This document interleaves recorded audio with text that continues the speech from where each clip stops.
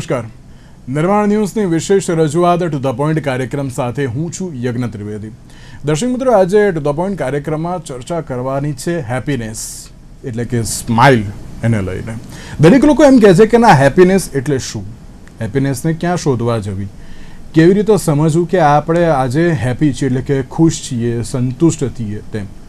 ઘણા બધા વ્યક્તિઓ સોશિયલ મીડિયામાં ક્યાંક શોધવા જતા હોય છે, ઘણા બધા વ્યક્તિઓ વાત કરીને અત્યારે તો ખુશી મેળવતા હોય છે, અને ઘણા બધા વ્યક્તિઓ એક શોધમાં જતા હોય છે કે મને ખુશી મળશે ક્યાં. ઘણા એમ કહેતા હોય છે કે ના, અમે અત્યારે તો આ જગ્યા ઉપર જઈએ ને તો અમને વાંધો નથી આવતો, ત્યાં અમે અત્યારે તો ખુશી પ્રાપ્ત કરતા હોઈએ છીએ. જ્યારે આજે વર્લ્ડ હેપીનેસ ડેની વાત કરતા હોઈએ અને તેમાં પણ 2026ની જે થીમ છે કેરિંગ એન્ડ શેરિંગ, અને અત્યારે જે દરેક લોકો અત્યારે કેર તો કરતા હોય છે પણ ક્યાંક શેર કરવાનું ભૂલી જતા હોય છે ને તેવી બાબત જોવા મળતી હોય છે. ત્યારે આજે વર્લ્ડ હેપીનેસ ડેને લઈને ચર્ચા વિચારણા શરૂ કરવી છે અને ખુશી એ ક્યાં અત્યારે તો મળશે અને કેવી રીતે આ ખુશી દિવસની જે ઉજવણી પણ કરવી તેને લઈને ચર્ચા વિચારણા કરવી છે. આ ચર્ચા વિચારણા કરવા માટે અમારી સાથે જોડી ગયા છે ડૉક્ટર યાત્રી પટેલ કે જેઓ સાયકાટ્રિસ્ટ છે, અને સાથે સાથે બ્રહ્મચારિણી અનુપમા ચૈતન્યજી કે જેઓ આધ્યાત્મિક માર્ગદર્શિકા છે ચિન્મય મિશન અમદાવાદમાંથી. જે આ બંનેનું સૌથી પહેલાં તો સ્વાગત છે. ડૉક્ટર યાત્રી, શરૂઆત હું આપનાથી કરવા માંગીશ કે જ્યારે આપણે હેપીનેસની વાત કરતા હોઈએ છીએ તો ત્યારે ઘણા બધા વ્યક્તિઓ એમ કહેતા હોય છે કે ના, હેપીનેસ એટલે શું, ક્યાં શોધવા જવી, શું અત્યારે તો હેપીનેસ એટલે કે ક્યાં શોધવા જેવી શું છે, ખુશ રહેવું અત્યારે તો ક્યાંક મુશ્કેલ બની ગયું છે. આપ એક સાયકાટ્રિસ્ટ છો અને સાથે સાથે ઘણા બધા વ્યક્તિઓ આપની પાસે આવતા હશે કે ના, અત્યારે તો હું ડિપ્રેસ છું, અત્યારે મને ખબર નથી પડતી કે હું ખુશ રહું કઈ રીતે.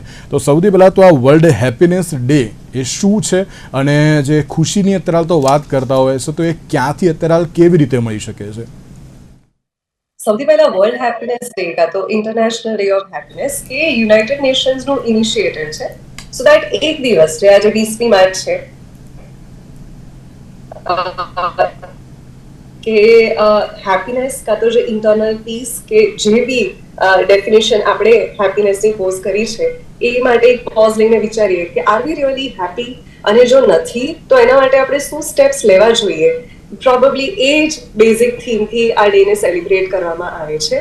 અને તમે મને પૂછ્યું કે આજના દિવસમાં આટલા બધા મેન્ટલ હેલ્થ રિલેટેડના પેશન્ટ્સ વધી ગયા છે. યસ, વધી ગયા છે, but that does not mean કે એ લોકો અનહેપી છે એટલે એ લોકોના કન્ડિશન્સ વધ્યા છે. હોઈ શકે કે એમને ટ્રુ સેન્સ ઓફ હેપીનેસ શોધવો છે એટલે પણ એ કન્ડિશન્સ વધી હોઈ શકે ને. કદાચ આટલા વર્ષોથી જે આપણે એક ચેકલિસ્ટ બનાવી છે કે આ ચેકલિસ્ટ પ્રમાણે ચાલવાનું, કાં તો એનાથી આપણે કન્ડિશન્ડ છીએ કે આ બધી વસ્તુ આપણે લાઈફમાં ફૂલફિલ કરીએ તો આપણે હેપી રહી શકીએ, કાં તો આપણે હેપી છીએ, રાઈટ. મે બી અત્યારના ટાઈમમાં લોકોને એ ચેકલિસ્ટ પ્રમાણે નથી ચાલવું, અને બીકોઝ ઓફ દેટ એ લોકો હેપીનેસ એમના થ્રુ કાં તો એમના ચેકલિસ્ટથી શોધવા માંગે છે એટલે પણ એ કન્ડિશન્સ વધ્યા હોય. હવે હું એક સાયકોલોજીકલ પર્સપેક્ટિવથી કહું છું. ઓબ્વિયસલી બાયોલોજીકલી તો કન્ડિશન્સ વધ્યા જ છે અને એના ઘણા બધા કારણ છે. પણ when we are talking about today international day of happiness, તો મને એવું લાગે છે કે જ્યારે એક બ્રેક થ્રુ આવે ને, જ્યારે આપણે શોધવું છે કે હું સાચેમાં આ કન્ડિશનમાં કે અત્યારે ખુશ નથી અને મારી રિયલ હેપીનેસ શોધવી છે, I think that is the journey of healing. અને હીલિંગ જરૂરી નથી કે આપણને કોઈ મેન્ટલ હેલ્થ કન્ડિશન આવીને જ આવે. ઘણા બધા ફેઝિસ અને ઘણા બધા રીઝન્સથી પણ એ ફેઝ આપણા લાઈફમાં આવી શકે છે. અને જ્યારે જો આપણને એ સાચો મિનિંગ અને સાચો અર્થ સમજાશે, જે આપણા બધા માટે સબ્જેક્ટિવ છે, આજે મારા માટે જે ડેફિનેશન ઓફ હેપીનેસ હશે એ જરૂરી નથી કે તમારા માટે પણ સેમ હોય કે બધા માટે સેમ હોય, કદાચ એ ડિફરન્ટ છે. પણ એ ડેફિનેશન સુધી પહોંચવું અને એ હેપીનેસ ફીલ કરવી, અને એ બી જરૂરી નથી કે રોજે ખુશ રહેવું, રાઈટ, પણ એ પર્સિસ્ટન્ટલી આપણે હેપીનેસ ફીલ કરવી એ ક્યાંક ઇમ્પોર્ટન્ટ છે. બિલકુલ બિલકુલ. અનુપમાજી, એમ કહેવાય ને કે ઘણા બધા વ્યક્તિઓ અત્યારે તો આધ્યાત્મિક માર્ગે આવતા હોય છે એ અત્યારે તો બાબત શોધવા માટે કે અમે અત્યારે તો ખુશ છીએ કે નહીં અને ખુશ રહેવું કેવી રીતે. સૌથી પહેલો મારો સવાલ તો એ છે કે આધ્યાત્મિક દ્રષ્ટિએ ટ્રુ હેપીનેસ એટલે કે સાચી ખુશી અત્યારે કોને કહી શકાય? આધ્યાત્મિક દ્રષ્ટિએ સાચી ખુશી એટલે સ્વયંનું સ્વરૂપ, સ્વયંનો સ્વભાવ. આ ટૂંકો ને ટચ એનો ઉત્તર છે. બિલકુલ. પણ ઘણા બધા વ્યક્તિઓ એમ કહેતા હોય છે ઉપમાજી કે અત્યારના સમયમાં ખુશી ક્યાં શોધવી, કેવી રીતે શોધવી, શું બહારની પરિસ્થિતિમાંથી આવે છે કે પછી અત્યારે તો અંદરથી જ ઉત્પન્ન થાય છે? જો બહારની પરિસ્થિતિમાં આવતી હોય તો બે જ વ્યક્તિઓને જો સેમ પરિસ્થિતિ આપવામાં આવે તો એક વ્યક્તિ એ પરિસ્થિતિમાં દુઃખી થઈ જાય છે, બીજી વ્યક્તિ એ પરિસ્થિતિમાં સુખી થઈ જાય છે. તો એવું કઈ રીતે સંભવ બને? જો પરિસ્થિતિનો એટલું બળ હોય કે એ આનંદ આપી શકે તો એ બંનેને આનંદ આપવી જોઈતી હતી. એકને સુખ ને એકને દુઃખ કેમ આપે છે? એટલે સ્વાભાવિક છે કે પરિસ્થિતિમાં તો આનંદ નથી, તો પછી આનંદ છે ક્યાં? તો આનંદ વ્યક્તિની ભીતરમાં છે, એવું આપણે તારણ આ સાધારણ ઉદાહરણથી કાઢી શકીએ. અને અનુપમાજી, ઘણી બધી વાર લોકો એમ કહેતા હોય છે કે અત્યારના સમયમાં ખુશી મેળવવી એ બહુ અઘરી બની ગઈ છે. આપનું શું માનવું છે તે? અઘરી બની ગઈ છે કારણ કે આપણે આપણા જીવનને બહુ વ્યસ્ત બનાવી દીધું છે ઈચ્છા પૂર્તિઓમાં, અને બહારની શોધ છે એ શોધ શેના માટે શોધી રહ્યા છે એ પણ ખબર નથી. હું કંઈક શોધી રહી છું, મારી પેન શોધી રહી છું, તો મને ખબર છે કે હું પેન શોધી રહી છું, પણ હું ભૂલી જાઉં અને પછી હું ફાંફા મારું છું અને મને એ પણ ખબર નથી કે હું શું શોધી રહી છું, તો મને એ મળતું પણ નથી. તો આજે વ્યક્તિ એટલું ખુશી શોધી રહ્યા છે, આનંદ શોધી રહ્યા છે, એ માટે જાગૃત પણ નથી. જોઈએ છે આનંદ, પણ કંઈક કરી રહ્યા છે એનાથી એમને લાગે છે કે આનંદ મળશે, અને પછી થોડા ક્ષણ માટે કદાચ મળી પણ જાય, ને પછી એ કારણ કે એ સાચો આનંદ નથી એટલે એ જતો રહે છે. પરિસ્થિતિ પર આધારિત છે, તો પરિસ્થિતિ તો આજે શરૂ થઈને કાલે પૂરી થશે. તો જ્યાં પરિસ્થિતિ પર નિર્ભર આનંદ છે તો એ આનંદ તો પૂરો થઈ જશે. વસ્તુ પર, વ્યક્તિ પર નિર્ભર છે આનંદ, તો એ આનંદ તો આવ્યો અને ગયો, કારણ કે એ નિર્ભર છે. તો આનંદ સ્વતંત્ર છે, પણ એ જાગૃતતા નથી કે હું ખરેખર શોધી રહ્યો છું આનંદ. આપણને એવું લાગે છે મને પૈસા જોઈએ છે, પૈસા જોઈએ છે, પૈસા જોઈએ છે, પણ પૈસા શાના માટે જોઈએ છે? મને લાગે મને સારી નોકરી જોઈએ છે, સારું ઘર બનાવવું છે, પણ શેના માટે જોઈએ છે? આ અંતમાં જે આનંદની શોધ છે એના માટે વ્યક્તિ જાગૃત નથી, એટલે એ અઘરું લાગે છે. બાકી કબીરદાસજી હસે છે કે મુझे देख देख आवे हंसी, पानी में मीन प्यासी, કે પાણીમાં માછલી છે અને છતાં એ પ્યાસી છે, તરસી છે. એવી રીતે આપણો પોતાનો સ્વભાવ આનંદ છે અને છતાંય આપણે દુઃખી છીએ અને આપણને લાગે છે કે બહુ અઘરું છે. કેમ? કારણ કે આ જાગૃતતા નથી અને એના વિશે વિચાર કરવાની તૈયારી નથી, નહીં તો આ અત્યંત સરળ પણ છે. બિલકુલ બિલકુલ સાચી વાત છે. અને અત્યારે આપણે એમ કહીએ ને કે ખુશીની શરૂઆત આપણે આપણી જાતથી અત્યારે તો કરવી જોઈએ. દરેક લોકો એમ કહે છે કે ના અત્યારે અમે આ બધું કામ કરીએ છીએ એટલે ના, પહેલાં પોતાની જાતને તો ખુશ કરતા શીખો અને પછી અત્યારે તો અન્ય ખુશીની વાત કરો. ડૉક્ટર યાત્રી, એક બાબત એ પણ છે ને કે આજના સમયમાં ઘણા લોકો ફેક હેપીનેસનો જે અત્યારે તો ક્યાંક ટ્રેન્ડ વધ્યો હોય સોશિયલ મીડિયાને કારણે, તેવું પણ અત્યારે તો જોવા મળી રહ્યું છે. સાથે આ હેપીનેસને તમે આમ ક્લિનિકલ રીતે પણ તમે કેવી રીતે ડિફાઇન કરશો? ક્લિનિકલ રીતે કાં તો કોઈ પણ રીતે હેપીનેસની ડેફિનેશન એ જ છે જે મેમે કીધી ને, કે મોસ્ટલી આપણે એ શોધમાં છે કે એક્સટર્નલી જે વસ્તુ આપણે અચીવ કરવાની છે, કાં તો બધા માટે, જેમ મેં કીધું ને કે એક ચેકલિસ્ટ છે કે એ પ્રમાણે બધાને ચાલવું છે. એ રીતે જો એ મને મળે તો હું ખુશ, જો એ મને ના મળે તો હું ના ખુશ. તો આપણે એ વસ્તુને એક સિચ્યુએશન સાથે કે કંઈ પણ સાથે કન્ડિશન કરેલું છે. જ્યારે ઇન્ટરનલી આપણને ખબર પડશે ને કે એ ઇમોશન તો આપણી અંદર જ છે અને એ આપણે કોઈની જોડે કન્ડિશન, કોઈ સિચ્યુએશન કે કોઈ વ્યક્તિ જોડે કન્ડિશન કરવાની જરૂર નથી, ત્યારે આપણને સમજાશે કે આપણે કઈ વસ્તુથી સાચે હેપી છીએ. જેમ કે નાનામાં નાની વસ્તુ, આજે કોઈ લાઈફમાં સ્ટ્રગલ આવી, સ્ટ્રગલને ઓવરકમ કરી લીધી, એમાંથી ખુશી મળે છે, બરાબર? કેમ કે કોઈ વસ્તુ પર ડિપેન્ડન્ટ નથી, પણ એ ઓવરકમ કરી. મને મારી લાઈફનો પર્પસ ખબર છે કે મારે આ પર્પસથી આ કરવાનું છે, એ રોજ હું એ પર્પસ પ્રમાણે ચાલે રાખું તો મને એ વસ્તુથી હેપીનેસ મળે છે. હા, ઓબ્વિયસલી અપ્સ એન્ડ ડાઉન્સ બધાની લાઈફમાં આવે જ છે અને એ ups and downs are a part of our life. આપણે એને ક્યાંય બી અટકાઈ નથી શકવાના. એને અટકાવવું એ પણ હેપીનેસ નથી, પણ એનો સામનો કરીને પાછી બેઝલાઇન પર આવી જવું, એને I think real earth of that is the real meaning of life. અને ક્યાંક ને ક્યાંક જેમ મેં કીધું ને કે રોજ ખુશ રહેવું એ કંઈ જરૂરી નથી રોજ આપણે હસતા હસતા ના રહી શકીએ. અમુક દિવસો એવા હોય કે જ્યારે આપણા લાઈફમાં ઇમોશનલી બહુ બધા અલગ અલગ ઇમોશન્સ આવે.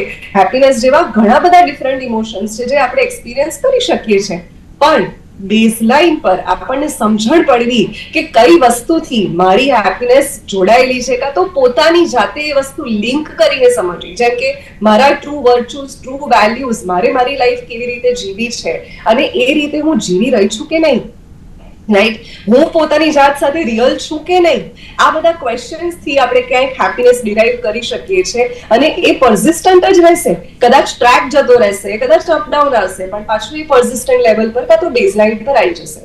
ક્લિનિકલી જ્યારે આપણે હેપીનેસની વાત કરીએ ને, મે બી તમે એ રીતે પૂછી રહ્યા છો કે હેપીનેસ કદાચ સેરેટોનિનની સાથે લિંક્ડ છે, because serotonin is a happy neurotransmitter.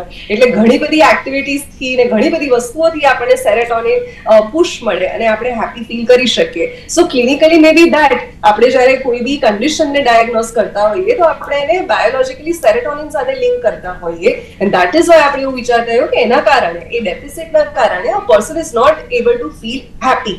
તો આ જે છે એ બાયોલોજિકલ એસ્પેક્ટ છે, પણ હરેક વ્યક્તિને બાયોલોજિકલ એસ્પેક્ટ હોવો જરૂરી નથી. અને પ્લસ બાયોલોજિકલ એસ્પેક્ટમાં પણ અમારું માનવું ઓલવેઝ એવું હોય છે કે માઇલ્ડ જ્યારે આપણે પ્રોબ્લેમ્સમાં હોઈએ, કાં તે નાની વસ્તુઓ કે નાના સ્ટ્રેસફુલ સિચ્યુએશન્સ આવે, એમાં પણ આપણે ઓલવેઝ ક્લિનિકલી હેપીનેસ કાં તો સેડનેસને જોવાની જરૂર નથી. ઘણા બધા રસ્તા છે અને જેમ મેં કીધું કે ઘણી બધી રીતે આપણે જો આપણી આઈડેન્ટિટી કાં તો પર્પસ ખબર પડે તો આપણે એમાંથી સમજી શકીશું the real meaning of happiness, કેમ કે એ દરેક વ્યક્તિ માટે અલગ હોવાનું છે. બિલકુલ સાચી વાત છે. તમે જે રીતે કહ્યું ને કે અત્યારે હાલ તો દરેક લોકોને ક્યાંક ખબર જ નથી હોતી કે રિયલ હેપીનેસ શું છે, કેવી રીતે અત્યારે હાલ તો જે શોધવી જોઈએ. અન્ય લોકો અત્યારે હાલ શું કરે છે, હું પણ એવું કંઈક કરું તો એ લોકો જેમ ખુશી પ્રાપ્ત કરે છે એવી રીતે અત્યારે હાલ તો હું પણ મેળવું, એવી પણ બાબત ક્યાંક જોવા મળતી હોય છે.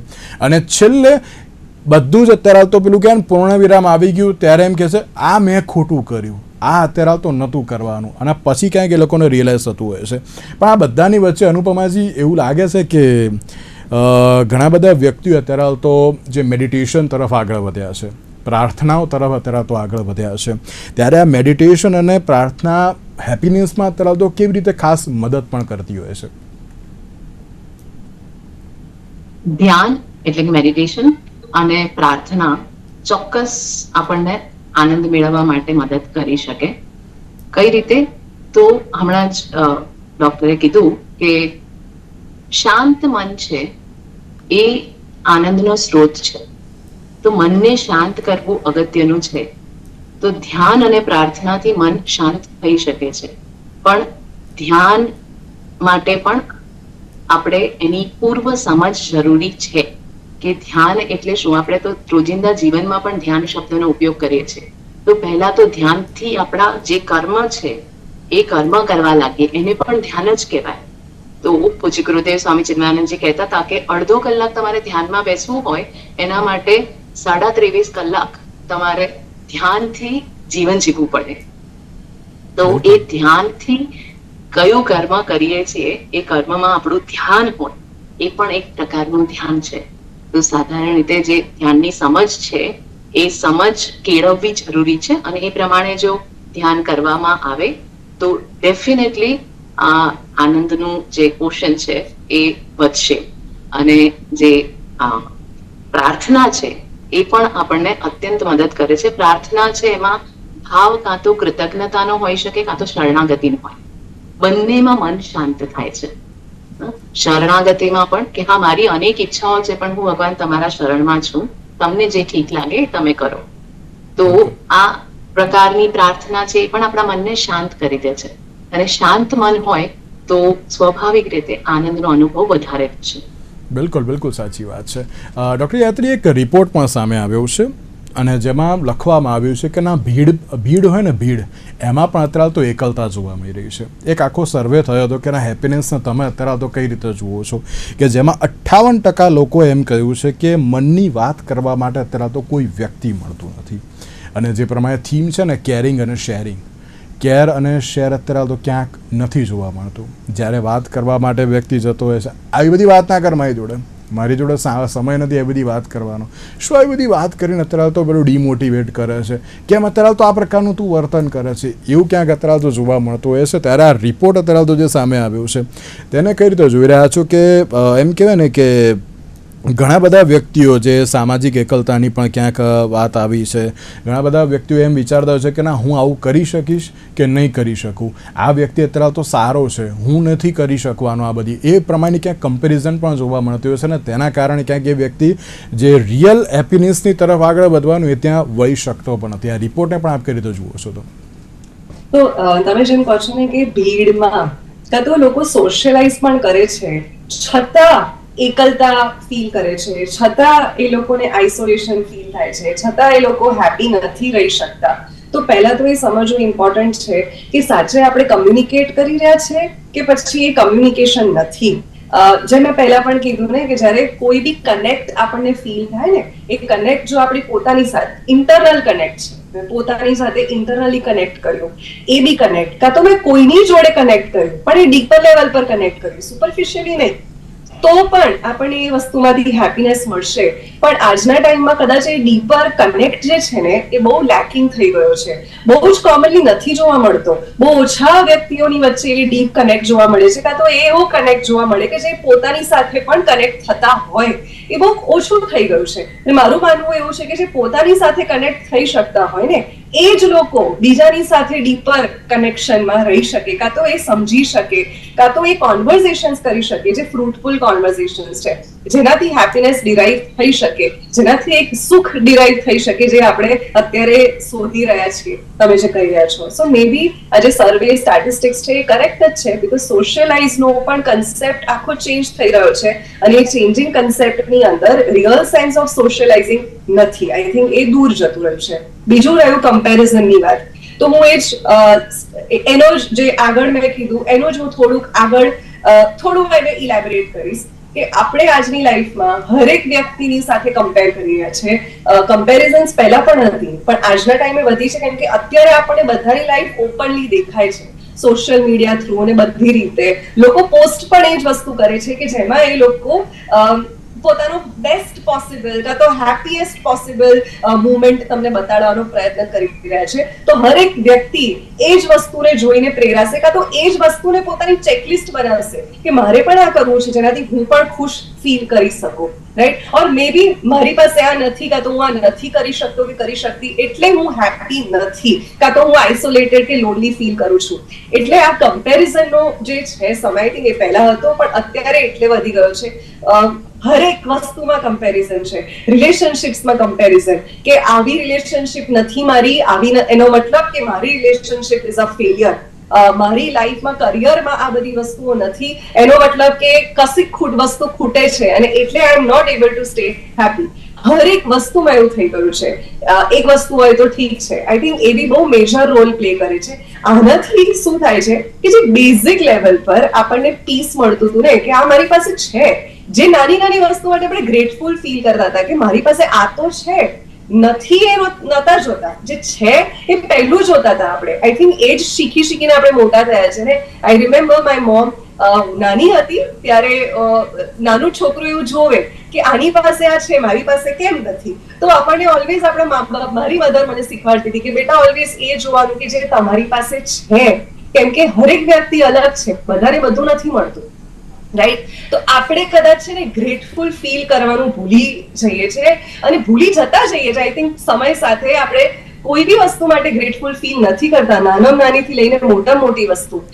આપણને જે વસ્તુ આપણી પાસે છે ને, હું આ બધા માટે કહી રહી છું, જે પ્રિવિલેજ છે કાં તો જે નોન પ્રિવિલેજ છે, બધા માટે. આજે જો આપણે પ્રિવિલેજ જોઈએ ને તો પણ અમુક વસ્તુ એવી છે કે જે આપણી પાસે નથી, અને જે અંડર પ્રિવિલેજ હશે કે પ્રિવિલેજ નથી ને એમની પાસે એવી વસ્તુ છે. ફોર એક્ઝામ્પલ બાઉન્ડ્રી, જેટલા આપણે પ્રિવિલેજ છે ને એટલી આપણે પોતાની જાત પર બાઉન્ડ્રી મૂકી છે, એટલું આપણને ઘણી બધી ખુલ્લેથી આપણે હેપીનેસ ફીલ નહીં કરી શકીએ ને એવું એક બાઉન્ડ્રી છે. જે ઉપરથી અંડર પ્રિવિલેજ છે ને એના પાસે કોઈ બાઉન્ડ્રી નથી, એ ઘણી બધી વસ્તુઓ કરી શકશે. આ તો હું એક્ઝામ્પલ આપું છું કે હરેક વ્યક્તિ પાસે બધું નથી. એવી રીતે આપણે સમજવું જોઈએ અને નાની નાની વસ્તુઓ માટે ગ્રેટફુલ ફીલ કરવું જોઈએ અને આ શીખવું જ પડશે સમય સાથે. જો આપણે પોતાના મગજને પોતાના માઇન્ડને રીવાયર કરીને ટ્રેન કરીશું ને કે કઈ વસ્તુ મારી પાસે છે આજના દિવસે, કાલે હતી, આગળ આવી શકે છે, તો કદાચ આપણે રિયલ સેન્સ ઓફ જે આપણું જે બી આપણું આઈડેન્ટિટી છે, પર્પસ છે, real sense of all the emotions, મારા હિસાબથી ખાલી હેપીનેસ નો એક ઇમોશન નથી, બધા જ ઇમોશન્સ તમને ઇન્ટેન્સલી ફીલ થવા જોઈએ ત્યારે તમે જીવો છો, એ ઇમ્પોર્ટન્ટ છે. સો યસ, આનો રિયલ સેન્સ અને મિનિંગ ધીમે ધીમે લોકોને મળી રહ્યો છે. બધાના અલગ અલગ રસ્તા હોય છે. ઘણા લોકોને સ્પિરિચ્યુઅલ વેમાં મળે છે, ઘણા લોકોને કોઈને મદદ કરીને મળે છે, ઘણા લોકોને વાંચીને મળે છે. હરેક વ્યક્તિનો પોતાનો રસ્તો છે આ શોધવા માટે અને આઈ એમ શ્યોર કે એક દિવસ બધાને એ રસ્તો મળી જશે. બિલકુલ બિલકુલ સાચી વાત છે. અનુપમાજી, એક થોડો હાર્ડ ટાસ્ક આપું છું આપણે. સંતોષ અને હેપીનેસને અત્યારે તો કઈ રીતે તમે જે કહેવાય ને કે આમ તફાવત અત્યારે તો કરશો, અને બીજી બાજુ કર્મા અને હેપીનેસને પણ આપ કઈ રીતે જુઓ છો? તો સંતોષ અને હેપીનેસ, પહેલા તો હેપીનેસ શબ્દ છે અંગ્રેજી છે, એટલે હું હેપીનેસ ને ખુશી તરીકે જો એક ઇમોશન, જે એમણે કીધું એક ઇમોશન છે, એ રીતે આપણે જો ઇમોશન તરીકે જોઈએ તો સંતોષ અને એમાં શું ફરક છે? તો એક ખળખળતા ઝરણામાં અને એક ગહન સમુદ્રમાં જેટલો ફરક હોય એટલો ફરક છે. ખુશી છે એ ઉપર છલ્લી છે, ખળખળતી છે, થોડા સમય માટે દેખાય છે અને પછી જતી રહે છે. પણ જે સંતોષ છે, સાચો સંતોષ, સંતોષ પણ સમજવો જરૂરી છે. સાચો સંતોષ છે એ ગહન સમુદ્ર જેવો છે. તો એ એની જે સમય છે એ વધારે છે. સંતોષી વ્યક્તિ જલ્દી આનંદિત થઈ જાય છે. એમ ડોક્ટર યાત્રીએ કીધું કે સંતોષી વ્યક્તિ હશે એ સ્વયંમાં પોતાની પાસે શું છે એના પર એનું ધ્યાન જશે અને એ કૃતજ્ઞતા વ્યક્ત કરશે અથવા ગ્રેટફુલનેસ એનામાં હશે. સો એ સંતોષ છે એ આપણને સાચા આનંદ તરફ લઈ જાય છે.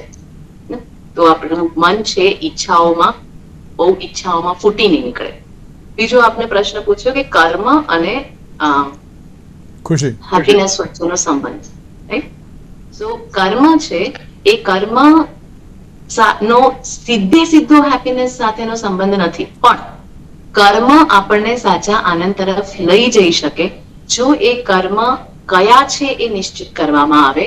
જેમ એમણે કીધું કે જીવનમાં તમારું લક્ષ્ય શું છે અને એ લક્ષ્ય પ્રમાણે જો તમારા કર્મ અલાઇન્ડ હોય તો એ કર્મ જો યોગ્ય એટીટ્યુડથી, યોગ્ય ભાવથી કરવામાં આવે તો એ ડેફિનેટલી આપણને વધારે ને વધારે આપણી નિકટ લઈ જશે. આધ્યાત્મિક એટલે હું સ્વયં, મારા વિશે, તો હું સ્વયં આનંદ સ્વરૂપ છું, તો એ આનંદ સ્વરૂપ તરફ આપણને લઈ જશે. તો એ ડેફિનેટલી કર્મ અને હેપીનેસ વચ્ચેનું જે સંબંધ, આનંદ વચ્ચેનો આઈ વુડ સે સંબંધ છે, એ ડાયરેક્ટ નથી પણ સંબંધ છે. તો આ સમજવું જરૂરી છે. બિલકુલ બિલકુલ. અને ડૉક્ટર યાત્રી, એક છેલ્લો એક સવાલ અને ત્યારબાદ અનુપમાજીને. માનસિક રીતે અત્યારે સ્વસ્થ રહેવા માટે, એટલે ઘણા બધા એમ કહેતા હોય છે કે હું ડિપ્રેસ છું, એન્ઝાયટી છે, બધું અત્યારે આવતો છે, પણ માનસિક રીતે અત્યારે જો હેલ્ધી રહેવું હોય તો અત્યારે કઈ 3 એવું તમે પ્રેક્ટિકલ સલાહ આપશો કે જેનાથી અત્યારે હેપીનેસ એ જળવાઈ રહે? 3 સૌથી ઇમ્પોર્ટન્ટ સલાહની અંદર હું સૌથી પહેલી સલાહ આપીશ કે સ્લીપને ફિક્સ કરો. કેમ કે મોસ્ટ કોમનલી સ્લીપ ઘણા લોકોની ફિક્સ નથી હોતી. ઊંઘવાની સાયકલ બહુ જ વેરીડ હોય છે. એના કારણે પણ આપણા બોડીમાં, માઇન્ડમાં બહુ બધા ચેન્જીસ આવે, હોર્મોનલથી લઈને ન્યુરોટ્રાન્સમીટર ચેન્જીસ સુધી, કે જેના કારણે આપણે ઘણી બધી વસ્તુઓમાં નેગેટિવ થિંકિંગ વધતું હોય છે. સો સ્લીપને ફિક્સ કરવી બહુ ઇમ્પોર્ટન્ટ છે.